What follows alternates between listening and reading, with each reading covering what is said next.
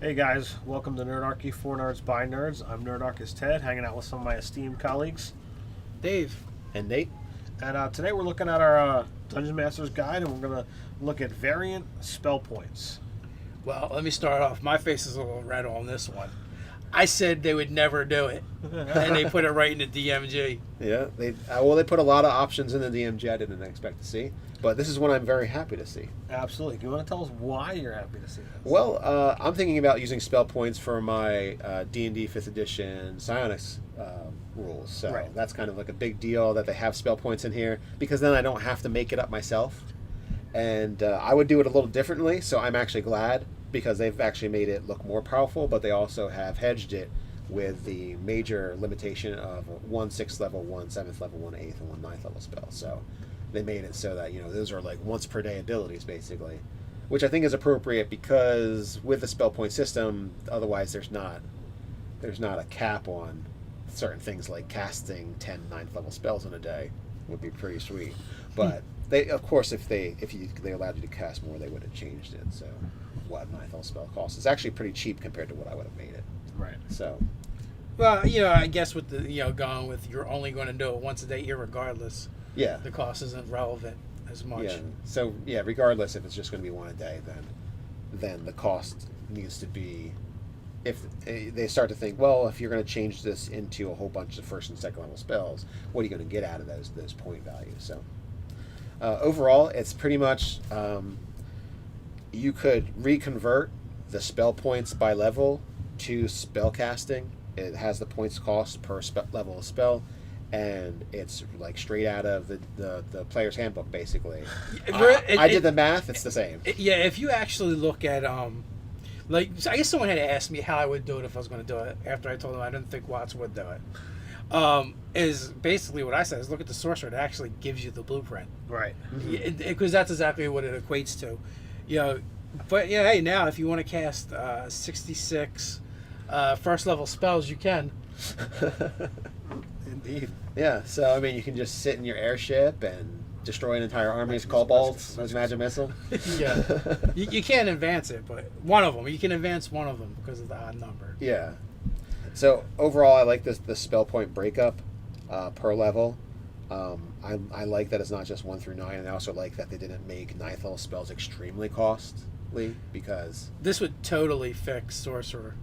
I my agree opinion. that this would absolutely fix sorcerer, but I think one of the reasons why they didn't do it was because they're invested in the spell slot system for how the game works for all the character classes. So you'd have the issue of, if sorcerers only went with spell points, how would that merge with, if you went with another casting Yeah, class? multi-class casting. That's really the tricky spot here, is because you could technically.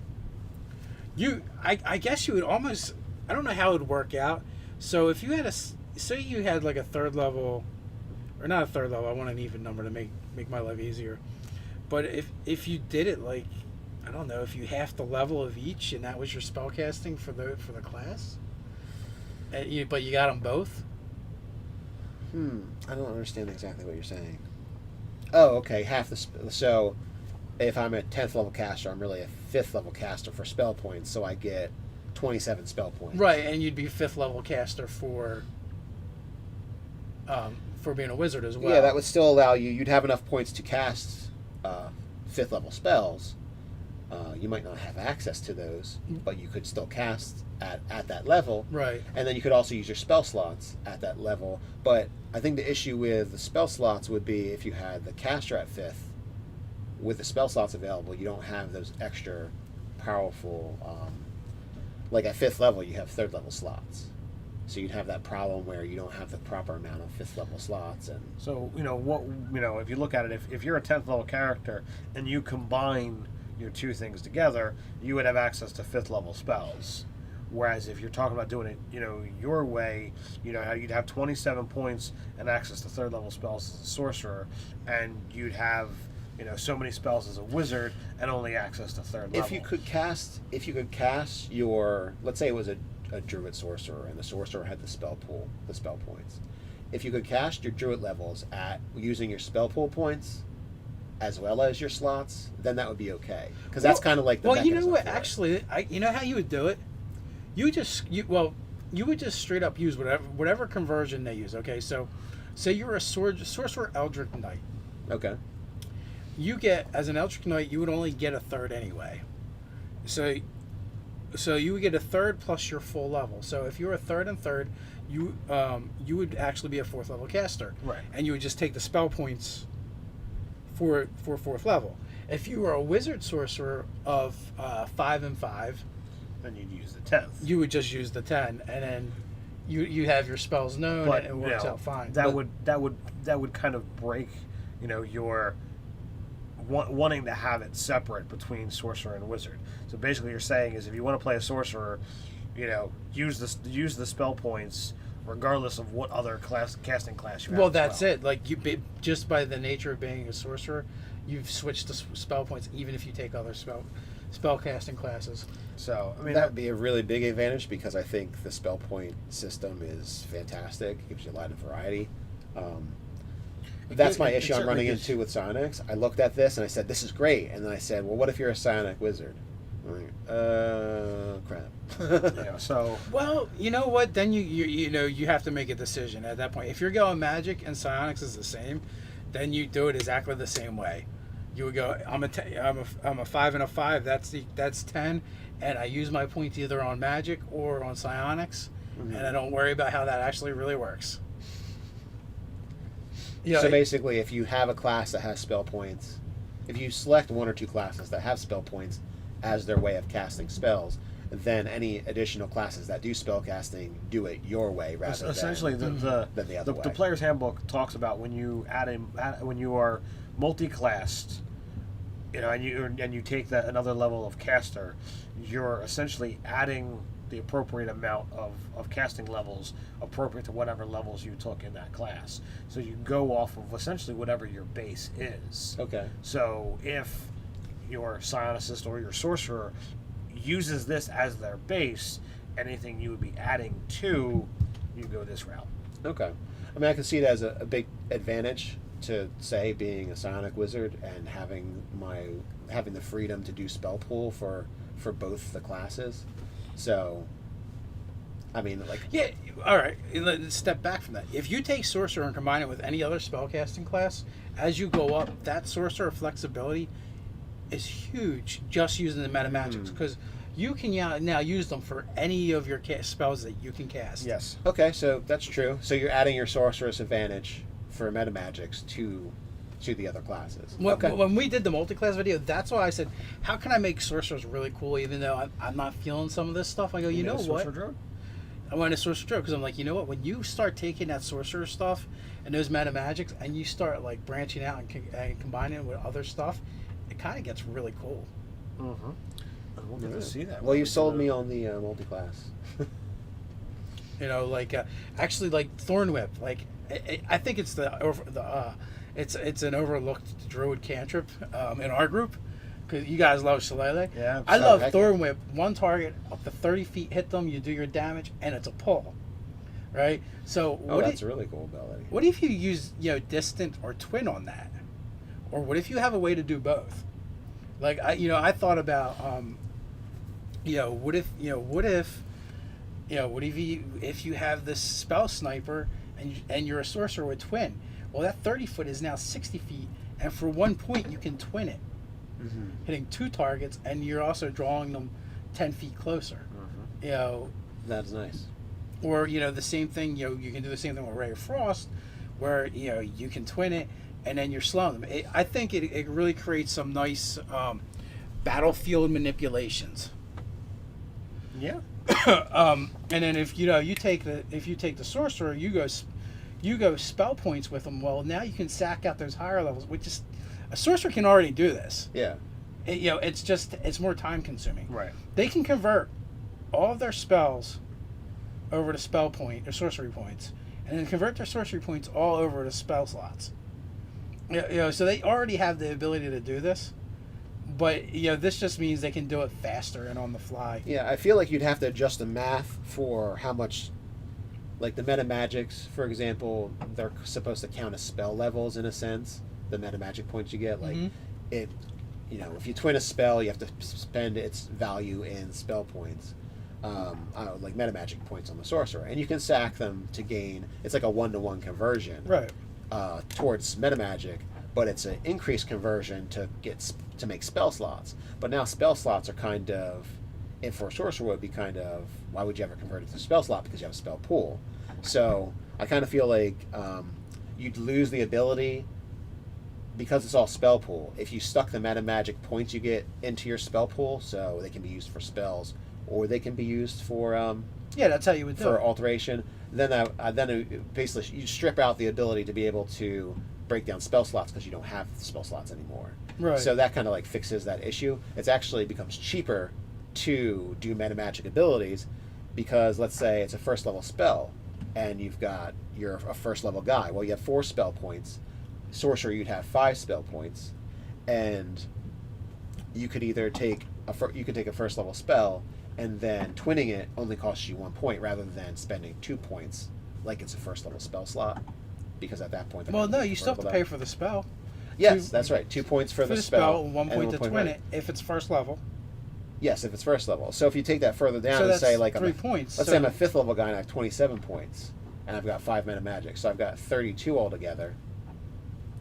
And then doing like a second level spell, that might cost you only 3, and then it only costs you 2 to twin it. That's the same. Well, it doesn't. It works at an advantage in the overall spell pool, where it doesn't work when you have to convert your spell slots. Basically, there's a loss when you're converting spell slots, rather than it being all just one giant pool. No, because the spell slots convert the same way over here. Like if it's a second level spell and you convert it to spell points or sorcery points, you get 3. Okay. So that's the same. It's the same. Oh, like for a second level spell, you get 3. What about a third level spell? Does it cost 5 to get? It's right from there. I'm pretty sure Oh, really? It's exactly the same. it's exactly the same. That's Fourth what I'm costs saying. 6, 5 costs 7. What the sorcerer gains is the fact that they don't have to spend an. I think they can. They have to they either have to spend an action, or they're limited to being able to only convert sorcery points or spells once a round. Oh, okay. So So that conversion is tossed. That's not something you have to worry about then. right, because it's already in points. But otherwise, that table that is exactly the same, and that's why when people were saying, "Well, how would you?" Look at that. 2, 3, 5, 6, 7. I thought there was a difference. There's no difference. It's exactly the same. Now, if you read it, I think it'll tell you when you're converting, like you're limited to how fast you can convert. Yeah, You can do it as a bonus action. You can expend 1 spell slot and gain another sorcery points equal to the slot's level. And the issue is you're maxed as a sorcerer. Your cap of sorcery points is that number, basically equal to your level. Yeah. Whereas if you had the pool, you would have the ability to just essentially meta magic the shit out of stuff. I'm gonna sack everything and then be able to meta magic and use spells the way. This is a twin empowered, maximized Well, fireball. there's a thing inside the things themselves, and most of them you can't combine. I mean, you could also just keep this pool separate and say, well, if I'm casting spells from this pool, it doesn't matter. Because you could have your spell point pool and your sorcery point pool. They're essentially the same. They work with each other. But if you want to, use the spell point variance, you could just say, okay, well, you've got to keep that separate from your sorcery points because. Yeah, because when you're converting the spells, we're not even going to look at it. But if you're using them, for meta magics, we got to look because you can only do so many a day. Right. So.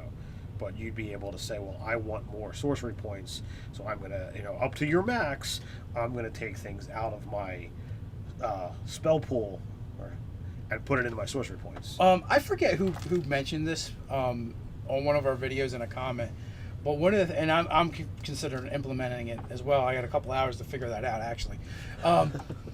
Is they're like, well, I don't make my sorcerers pick their meta magics. I just give them all to them. But what's the difference? Generally you can only use 1 around anyway. You're limited by the number of points you have. Yeah. And it's like, so I'm like, you know what? That's not bad. You have the flexibility of doing any of them as you want or need. Do you get access to more later on? Like, is it a special thing? Like, one. You gain 2 at 3rd, and then you gain 1 at 10th and 1 at 17th. bah, just get them all. There's not that many again. Whether there's 5. Because really, if someone wants to do careful spell, there's 8, and you only technically get half of them over the course. Careful spell kind of stinks as it is. The evoker special power at 6 is better than it. So I mean, why not? You know, I don't want to make someone spend it on careful spell if they actually want to be able to not hit people with it. Well, although the careful spell does allow you to use it for any spell, not just one school. So this is true. That is that's the benefit. The one benefit. So I don't know. So I would actually consider using the spell points in a game, especially it really sweetens the pot for the sorcerer. Indeed. Yeah. Although I've already kind of made some like arbitrary minor tweaks to the sorcerer, so I don't want to have to retcon those, but maybe going forward I might change it over. So what we think? Spell points. Good stuff. You do a multi-class. You just get a pool, and that's how it fixes that problem. Well, here's the funny thing about the DMG. It's like they took everything from every freaking edition, and if it was a rule that people didn't like, they took it out of the PHB and the core book, and then they just went and put it back in the optional rules. Yeah, I feel like half of the usually DMG like is this. starts off the first sentence. This is an optional rule that You you get may wanna 60 use. pages of magic items. Yeah, well, and then the Okay, rest well, of them are okay. optional rules. But I like that. It really does. It drives home DM Fiat and going, hey, this is your game, guys. Play it how you want. I mean, I get comments from you guys and messages from you guys all the time going, how would you do this? How should I do this? Why is this like that? I don't like it. And 90% of the time, I either end or start off with, it's your game. Play it however you want to. It's whatever's fun for you. Absolutely. There's no, having fun can't be right or wrong. It's just what you enjoy. Yeah. Some of it may send you to places you don't want to be, but by and far, it's your game. Make it your game. Customize it. If you don't like the way a certain rule is written, change it the way you do like it. Mm-hmm. And that's what the DMG does. The DMG does. It has a ton of that stuff, and it's full of you have permission to. So did we have this all spelled out? I think so, pretty solidly. So if you got anything that you want to share with us, put it in the comments below. Speaking of sharing, go ahead and do that. Click like, subscribe. And check us out on Twitter. You can also check us out on the subreddit.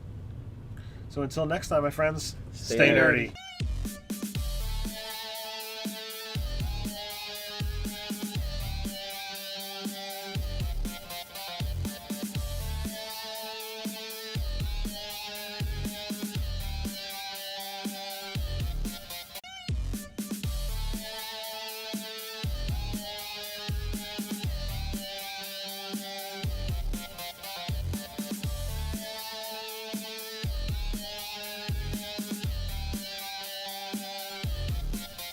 Hey guys, welcome to Nerdarchy, for Nerds by Nerds. I'm Nerdarchist Ted, hanging out with some of my esteemed colleagues.